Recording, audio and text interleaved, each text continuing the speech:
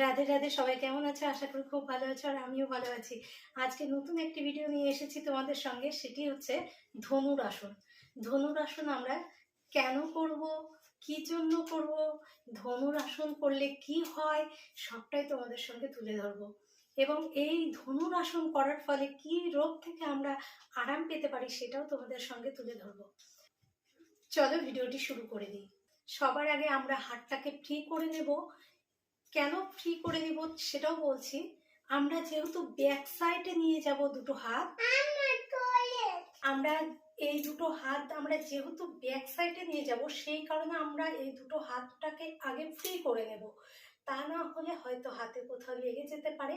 তো সবার আগে আমি হাতটাকে ফ্রি করবার জন্য আমি এক ধরনের এক্সারসাইজ দেখাচ্ছি। প্রথমে এইভাবে নেব।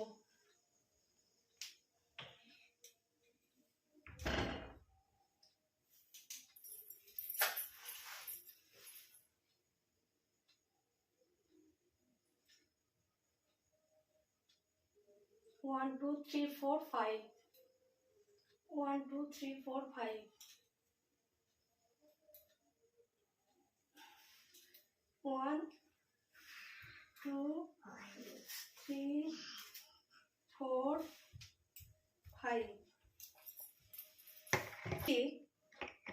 যেহেতু আমরা এইভাবে করলাম, এবার উল্টো দিক দিয়ে করবো এই এক্সারসাইজটি। এই এক্সারসাইজটি করবার ফলে আমাদের হাত ফ্রি হয়ে যায়, হাতটা ব্যাকে যায় এবং সামনে আসে।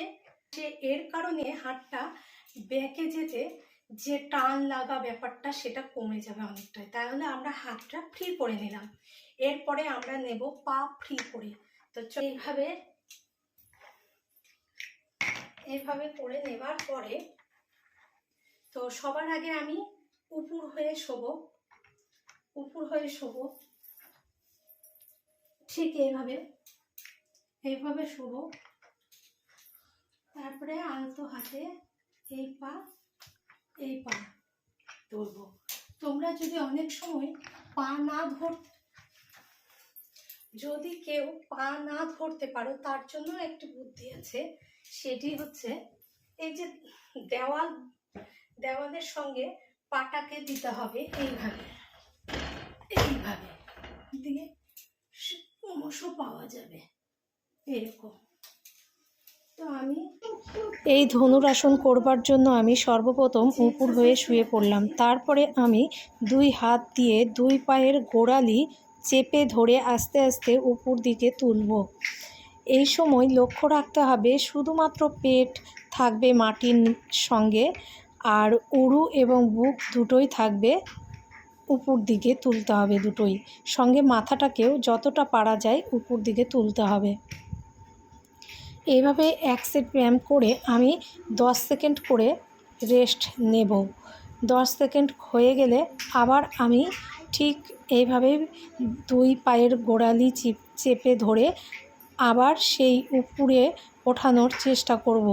যতটা সময় থাকা যায় ততটা সময় থাকব। প্রথমে 5 সেকেন্ড, তারপরে 10 সেকেন্ড, এইভাবে আস্তে আস্তে বাড়াবো। 15 সেকেন্ড, 20 সেকেন্ড, এইভাবে আমরা হাইয়েস্ট 30 থেকে 40 সেকেন্ড অবধি থাকতে পারি। তবে এটি প্রথম দিকে পারা যাবে না, তবে আস্তে আস্তে সেটা অভ্যাসে পরিণত হবে। তবে এইভাবে আমি 10 সেকেন্ড করে থামছি।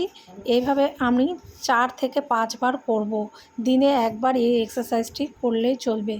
তবে এই এক্সারসাইজ করলে আমরা কোন রোগ থেকে উপকার পেতে পারি সেটি হচ্ছে বাত রোগ থেকে আমরা এই এক্সারসাইজ করে অনেকটাই আরাম বোধ দিতে পারি। তবে এই ধনুরাসনের উপকারিতা তোমাদের সঙ্গে একটু আলোচনা করি। ধনুরাসন অভ্যাসে সর্বাঙ্গ ভালো ব্যায়াম হয়, কারণ এটি সর্ব অঙ্গের এক্সারসাইজ হয়, মানে খুব ভালো ব্যায়াম এটি বলা যায়। মেরুদণ্ডের সঙ্গে স্নায়ুপেশি শক্তিশালী হয়, মেরুদণ্ডের নমনীয়তা বৃদ্ধি পায়, পেট ও কোমরের অতিরিক্ত চর্বি কমে যায়, পেটের চাপ পড়ার কারণে পরিপাকতন্ত্র সক্রিয় হয়, লিভার, ক্ষুদ্রান্ত, বৃহদান্ত্র প্রভৃতির কাজ সুষ্ঠুভাবে পরিচালিত হয়। কিডনি ও অ্যাড্রিনাল গ্রন্থি অধিক কর্মক্ষমতা হওয়ার কারণে দেহের সমস্ত দেহে রক্ত সঞ্চালনের উন্নতি হয়। ঘাড়, কাঁধ, হাত ও পায়ের গঠন ভালো হয়। বুকের বেষ্টনীর আকার বাড়তে সাহায্য করে। মেরুদণ্ড কুঁজো ভাব থেকে দূর করে।